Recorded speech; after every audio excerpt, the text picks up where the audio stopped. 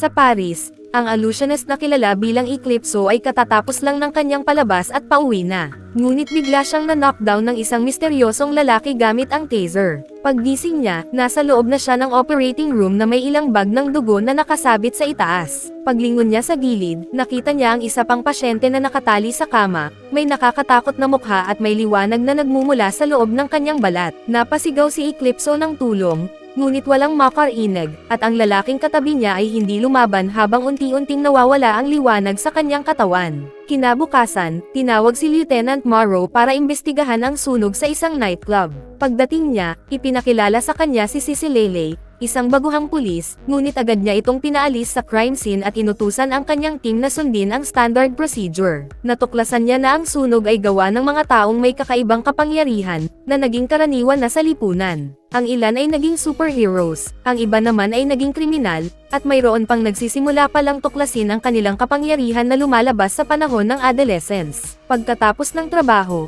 bumalik si Morrow sa istasyon kung saan ipinakilala ng kanyang boss ang bago niyang partner, walang iba kundi si Cecile. Hindi natuwa ang lieutenant sa ideya, ngunit sinabi ng kanyang boss na simula nang magretiro ang dati niyang partner, palagi na siyang nahuhuli at matagal magresolba ng kaso. Dahil dito, si Cicilele ang magiging katuwang niya sa mga investigasyon at matututo rin mula sa isang veteranong pulis. Wala siyang ibang pagpipilian kaya pumayag siya. At ang unang misyon ng dalawa ay imbestigahan ang isang atake sa high school kung saan ang mga kabataan ay inaatake ng isang estudyante na nagpapalabas ng apoy mula sa kanyang mga kamay. Sa sandaling iyon, nagsitakbuhan ang ibang estudyante sa mga pasilyo habang tila may hinahanap ang kabataang lalaki. Isa sa mga estudyante, si Lily, ay nagtago sa banyo at ipinakita rin na may kapangyarihan siya, kaya niyang maglabas ng sinag mula sa kanyang mga mata. Ilang minuto ang lumipas, nagtipon ang police team para hanapin ang kabataang lalaki, ngunit natagpuan siya ni Morrow sa court, nagbabanta na atakihin ang ibang estudyante. Mag-isa siyang lumapit, sinabing naroon siya para tumulong at tinanong kung bakit niya ito ginagawa. Kumalma ang kabataang lalaki at sinabi na dati siyang binali sa paaralan ng grupong iyon, kaya nagpasya siyang maghigan. Naunawaan ito ni Morrow at dahan-dahan siyang lumapit. Hinihikayat ang kabataang lalaki na sumuko sa pulisya at sinabing magiging maayos ang lahat. Sumunod ito, at sa unang pagkakataon, mabilis na hinawakan ni Morrow ang kanyang mga kamay, at inutusan ang police team na dalhin siya sa istasyon. Ang binata ay nahulog ang 2 bote ng kulay kahel na likido, na tila may kaugnayan sa kanyang kapangyarihan. Pagbalik sa police car, kinuha ni Morrow ang mga bote para sa pagsusuri, at tinanong ni Cecile kung siya rin ba ang nagsunog ng nightclub. Naniniwala si Morrow na hindi, dahil may mga kahalintulad na kaso na dati nang nangyari at bihira ang ipinapanganak na may parehong kapangyarihan maliban na lang kung magkamag-anak. Bumalik ang pulisya sa istasyon nang hindi nila alam na ang likidong iyon ay bagong produkto na ibinebenta sa black market. Ang ilang kabataan na ipinanganak na walang kapangyarihan ay bumibili ng substansya na nangakong gagawin silang superheroes. Ngunit ang kapangyarihan lang na ibinibigay nito ay ang pagpapalabas ng apoy mula sa mga kamay, at kahit ganoon ay naging uso ito sa mga kabataan sa Paris. Pagkatapos ng isa pang araw ng trabaho, dinala ni Morrow ang mga nakuha sa bahay ni Henry, isang dating superhero na naging bahagi ng grupong Pac Royal. Nakilala niya si Henry sa isa sa kanyang mga investigasyon, at may kakayahan itong mag-teleport. Sa kasamaang palad, nagretiro si Henry sa paglaban sa krimen matapos ma-diagnose ng sakit, at namumuhay na lamang sa kanyang apartment sa tulong ng lieutenant. Habang naghahanda ng hapunan, tinanong ni Morrow si Henry kung naaalala niya ang mga kontrabida na may kakayahang kontrolin ang apoy. Sa pagbuklat ng kanyang mga file, natagpuan niya ang talaan ni Brass Arrow, isang 42 taong gulang na kriminal na naaresto dahil sa maliliit na krimen, ngunit nakalaya matapos sumali sa rehabilitasyon ni Calista, isa pang miyembro ng Pac Royal. Nang malaman ito, nagpasya si Morrow na kausapin ang superhero na bukod sa mahusay lumaban ay may kapangyarihang hulaan ang krimen sa pamamagitan ng pagtingin sa mga biktima. Pagdating niya, nakita niyang nag-e-ensayo si Caliste kasama ang isang basketball team at tinanong kung alam niya ang kinaroroonan ni Bracero. Ngunit sagot ni Callisto, simula nang makalaya ito mula sa rehabilitasyon ay wala na silang naging kontak. Humingi pa ng dagdag na impormasyon si Morrow, ngunit ayaw na ni Callisto makisangkot at sinabing tapos na ang kanyang mga araw sa paglaban sa krimen.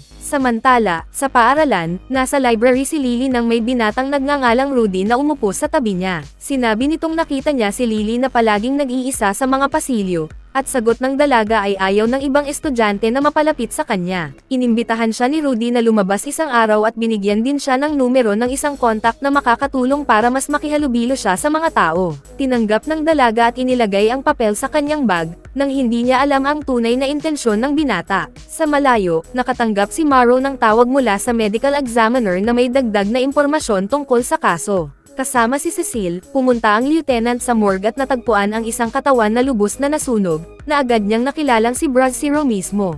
Ang pinaka-nakakagulat ay nang suriin ang dugo nito, natuklasan ng doktor na gawa ito sa parehong substansya na nagbibigay ng superpowers. Nakita rin ang mga marka sa kanyang mga braso, at pinaniniwala ang araw-araw na kinukuha mula sa kanyang dugo ang kemikal na compound at ginagawang paninda. Lalong naging kainahinala ang kaso. At sa balita sa telebisyon, mas marami pang ulat ng sunog ang nangyayari sa buong lungsod. Nagpasya si Morrow na bumalik sa istasyon at repusuhin ang mga kaso, simula sa sunog sa nightclub. Nakasaad sa police report na 5 tao ang naapektuhan ng pagsabog, ngunit nang suriin ang camera footage, nakita niya ang isa pang binata na tumakas mula sa eksena. Sa tulong ni Cecile, natunton nila ang binatang nagngangalang Amin, na nakakonfine sa ospital dahil sa paso sa braso. Pumunta sila roon, at nang matagpuan siya sa kanyang kwarto, agad siyang ininteroga ni Mo at ipinakita ang recording mula sa nightclub.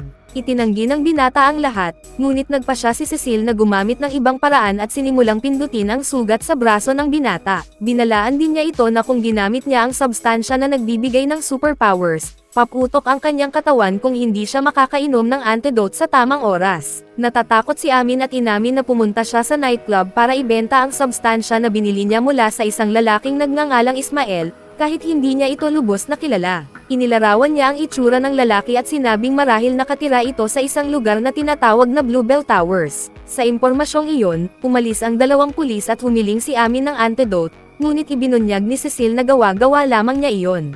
Kinabukasan, pauwi si Ismael nang sabihin ng kanyang kapitbahay na may naghahanap sa kanya. Habang naglalakad siya sa gusali, nakita niyang papalapit si Morrow at nang maghinala siyang pulis ito, agad siyang tumakbo. Ilang sandali pa, lumitaw si Cecile at nagsimulang habulin ang binata, ngunit nakatakas siya mula sa 2 pulis at tumakbo sa kalsada. Sinubukan ni Morrow alamin kung saan siya nagtungo, at sa paglingon niya ay nakita ang may-ari ng isang tindahan na may takot sa mukha. Pumasok ang lieutenant sa market, itinago ang kanyang police badge, at sinabing naghahanap siya ng bag ng candy. Agad niyang napansin na nakatago si Ismael sa mga kamera ng tindahan at mabilis na sumugod si Cecile hawak ang baril. Nang madiskubre siya, agad na ininom ni Ismael ang substansya at muntik nang sunugin ang pulis. Sa kabutihang palad, mas mabilis si Morrow at bukod sa pagpatay ng apoy gamit ang fire extinguisher, ginamit pa niya ito para hampasin ang ulo ng lalaki at pabagsakin sa sahig.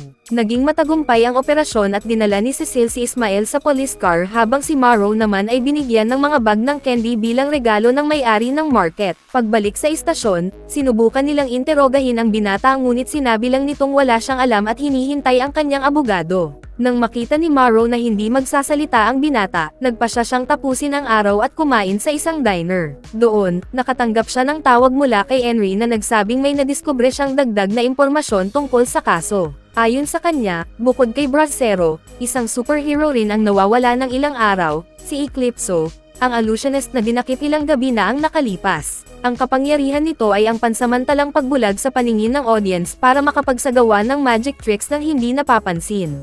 Patuloy na nagbigay ng impormasyon si Henry, ngunit biglang narinig ni Morrow ang isang pagsabog. Paglabas niya ng diner, nakita niyang inatake ang police station.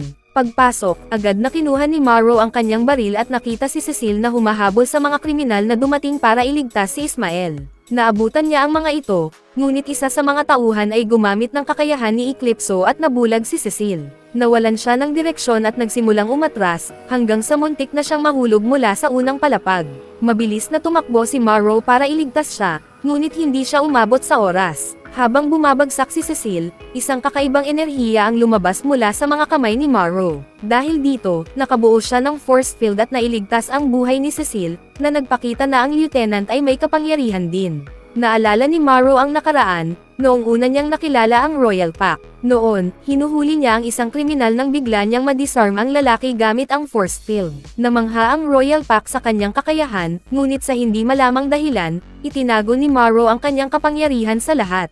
Matapos mailigtas si Cicilele, dinala niya ito sa ligtas na lugar, hindi alam na nakita ni Ismael ang lahat bago siya tumakas. Pagsapit ng madaling araw, abala ang mga pulis sa pagkukumpuni ng istasyon. Lumabas si Cecil sa balkonahe at nakita si Morrow. Nagpasalamat siya sa tulong nito at sinubukan nilang magpahinga ng kaunti habang umiinom, hanggang sa tanungin ng policewoman kung paano siya nailigtas. Hindi alam ni Morrow ang isasagot, ngunit naputol ang usapan nang tawagin si Cecil ng isa pang pulis para magbigay ng pahayag. Samantala, dinala si Ismael sa kanyang amo, isang crime boss na nagngangalang na. Siya ang responsable sa paggawa ng substansya na nagbibigay ng superpowers, at inutusan niya ang kanyang mga tauhan na interogahin si Ismael, kasama si Rudy, ang parehong binata na nakipag-usap kay Lily. Tinanong nina kung may sinabi si Ismael sa pulisya, ngunit itinanggi ng binata. Hindi kumbinsido ang crime boss at inutusan ang kanyang mga tauhan na patayin siya. Sa takot, sinabi ng binata na nakakita siya ng isa pang may kapangyarihan, si Lieutenant Morrow, na nakapagpalutang ng isang babae. Nainteresado sina sa impormasyong iyon, ngunit hindi pa sapat. Agad niyang inatake ang binata gamit ang lubad. Nagulat ang mga tauhan sa kaduwagan ng kanilang amo, ngunit wala silang magawa at dinala na lamang ang katawan ni Ismael palabas. Sa huli, inutusan ni Nayo si Rudy na hulihin sina Lily at Morrow dahil kakailanganin niya ang mga ito para sa kanyang bagong plano. Samantala, sa rehabilitation center ni Calista, napansin niyang si Alex, isa sa kanyang mga estudyante, ay nag-iisa sa locker room. Tinanong niya ito kung ano ang nangyari. Ayaw magsalita ng binata, ngunit nagpumilit si Calista hanggang sasabihin nitong inalok siya ng kanyang mga kaibigan na sina Vincent at Kerim na magbenta ng substansya. Tumanggi si Alex, ngunit iginiit ni Calista na sabihin kung saan nagpunta ang dalawa dahil maaari silang mapahamak. Pagdating niya sa lugar na itinuro ni Alex, nakita niya ang mga bisikleta ni Kerim at Vincent. Ginamit niya ang kanyang kakayahan at nakita ang hinaharap, iinom ang dalawa ng compound ngunit hindi nila kakayanin ang epekto at mamamatay.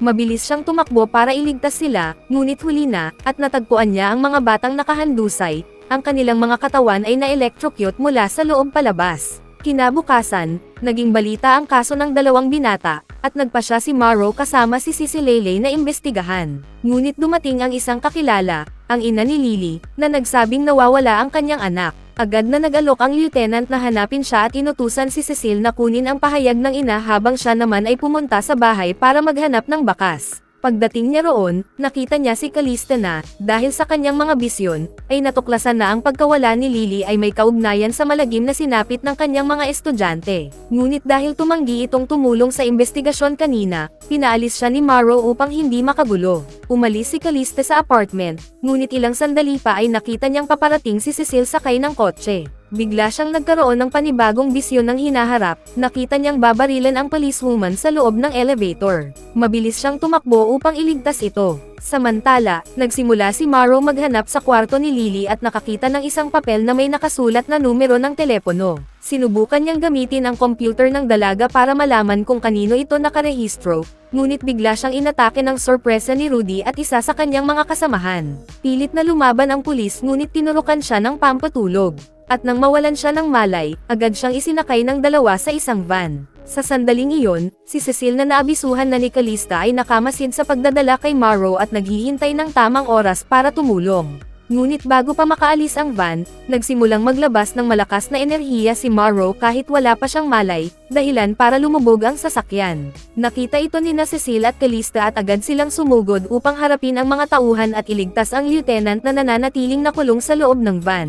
Dahil sa kanilang kakayahan, napagtanto ni Rudy na kung magpapatuloy ito ay madudurog silang lahat sa loob ng sasakyan. Wala siyang ibang magawa kundi bunutin ang baril at barilin si Morrow, dahilan para bumalik sa normal ang van. Pagkatapos, itinapon niya ang katawan ng lieutenant at tumakas kasama ang kanyang mga tauhan, habang nagmamadali sina Cecil at Calista na tulungan si Morrow. Kahit walang malay, nagawa pa rin ng lieutenant na ilabas ang mga bala mula sa kanyang katawan gamit ang force field.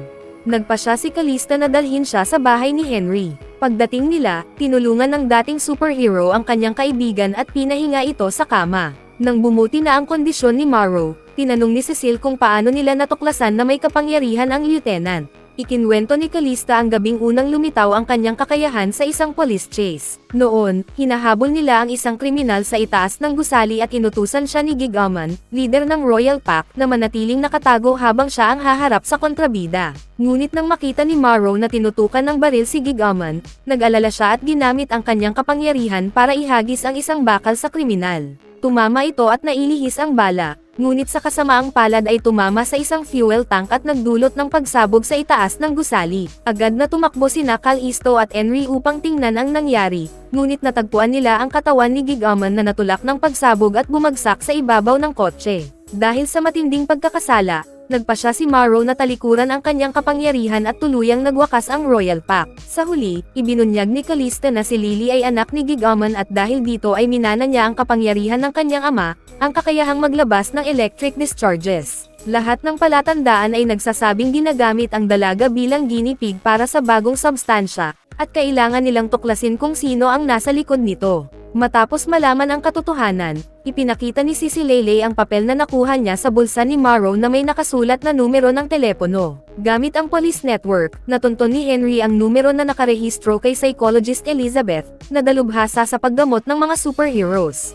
Pinaghihinalaan nilang may kinalaman siya sa kaso, kaya nagpa siya si Henry na magpa-appointment at pumunta sa opisina ng psychologist. Pagdating doon, humingi siya ng baso ng tubig, at habang kinuha ito ni Elizabeth, sinamantala ni Henry ang pagkakataon para maglagay ng listening device sa loob ng lampara. Pagkatapos ng appointment, bumalik siya sa bahay at pinakinggan ang lahat ng nangyayari sa opisina, naghahanap ng sagot. Ngunit matapos ang ilang oras ng paghihintay, wala siyang natagpuang kainahinala. Nagpa siya si Cicilele na maghanap pa ng dagdag na impormasyon tungkol sa psychologist. Sa masusing pagsasaliksik, natuklasan niya na si Dr. Elizabeth ay nagkaroon ng hindi pagkakaunawaan sa isang propesor na nagngangalang Dato tungkol sa mga isyong etikal. Pinabayaan niya si Henry na ipagpatuloy ang pakikinig at siya naman ay pumunta sa laboratorio kung saan naroon si Professor Dato. Tinanong niya ang propesor tungkol sa kaugnayan nito kay Elizabeth, at ipinaliwanag ng propesor na ilang taon na ang nakalipas, isa si Dr. Elizabeth sa kanyang pinakamahusay na mananaliksik. Ngunit may mag-asawa na lumapit sa kanila para humingi ng tulong na alisin ang kapangyarihan ng kanilang anak. Ang binata ay may kakaibang kakayahan, kontrolin ang kilos ng ibang tao at pigilan silang magkaroon ng sariling kalooban. Tumanggi si Professor Dato, ngunit itinuloy ni Elizabeth at nagawa niyang alisin ang superpower ng binata. Sa kasamaang palad, nagkaroon ng side effect at tuluyang nabaliw ang binata. Habang patuloy ang investigasyon, natuklasan na pinatay ni Matias Naharovsky ang kanyang mga magulang at na-hospital, ngunit itinago ang kaso mula sa mainstream media. Siya rin ang kriminal na ngayon ay kilala bilang Nia. Samantala, patuloy na nangangalap ng impormasyon si Cecile habang si Henry ay nakikinig sa lahat ng nangyayari sa opisina. Narinig niyang tumawag si Dr. Elizabeth Kayna at tinanong kung ano ang ginawa kay Lily. Sagot ng lalaki, wala na raw kinalaman ang doktor sa usapin. Iginiit ni Elizabeth na makita kung maayos ang dalaga at nagtungo sa kanyang pinagtataguan. Dahil dito, agad na tumawag si Henry kay Calista na nagmamanman sa labas ng opisina. Sinundan niya ang doktor at natuklasan ang hideout ni Nasha, pinaghihinalaang naroon si Lily. Paglaon, nagtagpo sina Calista, Henry, at Cecile at pinag-usapan ang lahat ng kanilang natuklasan. Nais ng dating superhero na pigilan sina at iligtas si Lily, ngunit pinaalala ni Calista ang kanyang karamdaman at na kung wala si Morrow, hindi nila magagawa iyon. Lalong lumala ang sitwasyon dahil sa hideout, nakagawa na si Nia ng mas epektibong dosis ng bagong substansya. Dahil dito, kumalat ang mas maraming kaso ng vandalism sa Paris kung saan ginagamit ng kabataan ang electrical powers para gumawa ng krimen. Maya-maya, dumalaw si Cecile kay Morrow ngunit tinawag siya nina Henry at Calista sa sala. Sa pamamagitan ng listening device, narinig nila ang tawag ni Dr. Elizabeth na, dahil sa pagkakasala na bihag si Lily, nagpa siya na isuko sina sa pulisya. Alam ni Cecile na kung pupunta ang mga pulis doon, gagamitin ng kriminal at ng kanyang mga tauhan ang substansya at magiging ganap na kaguluhan. Hindi na sila makapaghintay na gumaling si Morrow, kaya nag-teleport sina Henry, Calista, at Cecile papunta sa hideout para iligtas si Lily. Ngunit alam na ni Nia na paparating ang pulisya at inutusan sina Rudy at ang kanyang mga tauhan na ilipat ang mga paninda habang siya naman ay dinala si Lily sa ibang lugar. Habang palabas sila, nakarinig ng putok ang grupo at agad na ininom ng mga tauhan ang substansya, nagkaroon ng electrical powers. Nagsimula silang maglabas ng sinag mula sa kanilang mga mata, ngunit hindi nila makita ang kanilang mga target. Naghiwa-hiwalay ang mga kriminal para hanapin ang mga sumalakay. Biglang nagpakita si Henry gamit ang teleportation kasama sina Calista at Cecile, at nagsimula ang labanan. Bagaman hadlang ang kanyang karamdaman, nagawa pa rin ni Henry na protektahan si Cecile mula sa isa sa mga bumaril, at gumanti siya ng suntok sa lalaki. Ginamit ni Calista ang kanyang mabilis na galaw upang labanan ang mga kalaban hanggang sa lumitaw ang mas malaking gwardya at sumugod sa kanya. Sinubukan nitong inumin ang substansya, ngunit pinigilan siya ni Calista at nagsimula silang magpalitan ng suntok at sipa. Matibay ang lalaki at patuloy na lumaban, ngunit sa huli, nag-teleport si Henry sa likod nito at tinamaan siya sa ulo, dahilan para mawalan ng malay. Natapos ang laban, ngunit sina ay tumakas sa ibang daan habang dala si Lily. Halos makalabas na siya nang makita niyang may isang tao sa harap niya na nagpapalutang ng piraso ng konkreto. Si Morrow iyon, tuluyan nang nakarecover mula sa kanyang mga sugat, at inutusan si Nia na bitawan si Lily. Ngunit agad na ininom ng kontrabida ang substansya at naglabas ng sinag patungo sa lieutenant, na napilitang magtago sa likod ng pader. Patuloy na umiinom sina ng substansya, ngunit kinuha ni Morrow ang isang bakal na plato at nilagyan ito ng enerhiya mula sa kanyang force field, na naging parang kalasag. Dahil dito, nagawa niyang harangin ang mga sinag ni Nasha at ibinato ang plato sa lalaki, dahilan para mapa-atres ito. Sa wakas, ligtas na si Lily at agad na lumitaw si Cecile upang dalhin siya sa isang ligtas na lugar, habang nanatili si Morrow upang arestuhin si Nia. Ngunit patuloy na lumaban ang kontrabida at nagsimulang uminom ng substansya ng walang kontrol, dahilan para tuluyang mabalot ng enerhiya ang kanyang katawan. Tumakbo siya upang kunin si Lily, ngunit hinarang siya ni Morrow at gamit ang kanyang kapangyarihan, hinawakan niya sina at dinala ito paitaas sa kalangitan. Naglalabas ng mga kidlat sa lahat ng direksyon. Nakawala si Morrow at bumagsak sa lupa, habang si Nia naman ay tuluyang nadurudge ng isang napakalakas na electric discharge. Sa wakas, nawasak ang kriminal at dumating ang mga pulis upang hulihin sina Rudy at ang natitirang mga tauhan. Nag-aalala si Cecile para kay Morrow, ngunit lumitaw ito makalipas ang ilang sandali, nakaligtas sa laban kay Na. Natuklasan na rin ng police chief ang katotohanan tungkol kay Morrow, at dinala siya ng kanyang mga kaibigan sa tulong ng teleportation ni Henry. Ilang araw ang lumipas, tuluyang nalutas ang kaso ni Na at pinag-uusapan ng media ang pagbabalik ng Royal Pack. Ngunit nagtatanong ang publiko tungkol sa bagong superhero na tumalo kay Na tinawag nilang Titan. Bagaman nananatiling lihim ang kanyang pagkakakilanlan, nagpa siya ang police chief na tanggalin siya sa serbisyo dahil hindi maaaring magkaroon ng superhero sa istasyon ng pulisya. Tinawag din niya si Cecile para kausapin, pinagalitan dahil sa lihim na investigasyon kasama ang mga heroes nang hindi ipinapalam sa pulisya. Sa huli, inilipat siya sa ibang unit at ipinahayag na magiging ahente siya ng Royal Pack, na makikipagtulungan ng malapit sa pulisya. Masaya si Cecile sa balita, at pagsapit ng gabi, pumunta siya sa bahay ni Henry upang makipagkita sa grupo. Doon, nakita niya si Morrow sa balkonahe, at kahit hindi na siya pulis, inalok niya itong manatiling partner sa paglaban sa krimen. Bukod pa rito, binigyan niya ito ng superhero mask, at nagpasalamat si Morrow sa pamamagitan ng isang halik. Nahulog ang mask mula sa balkonahe, ngunit ilang segundo lang ay nahuli ito muli ni Morrow gamit ang kanyang kapangyarihan ng levitation. Ngayon, tinanggap na niya ang pagkakakilanlan bilang Titan, at lumipad sa kalangitan ng Paris sa walang hanggang laban kontra krimen. Mukhang nagsisimula na ang bagong henerasyon ng mga superheroes, kabilang si Lilo, na matapos gumaling sa kanyang mga sugat ay nagsimulang magdisenyo ng kanyang bagong costume, sumusunod sa yapot ng kanyang yumaong ama. At bago tayo magtapos ay isa-shoutout muna natin si Miller Liwag, Wilfredo Bea, Tiffany Avelino, Jomar Camanian, Archie Kane K from Calibo Aklan, Disefer Anecas from Pangasinan Bautista, Kevin James Ancajas and Jessica Baryutag, Lorena Bintas from Kuwait, Marvin Rugo from Sibuyan Island Romblon, Reyeng Ada Simbadjon from Iloilo, at Shem Jonard Villamor from Manlilisid Javier Leyte. Mag-subscribe na kung hindi ka pa nakasubscribe, pindutin na rin ang notification bell at like button para sa marami pang movie recap katulad nito, at mag-iwan ng comment down below. And as always, thank you for watching.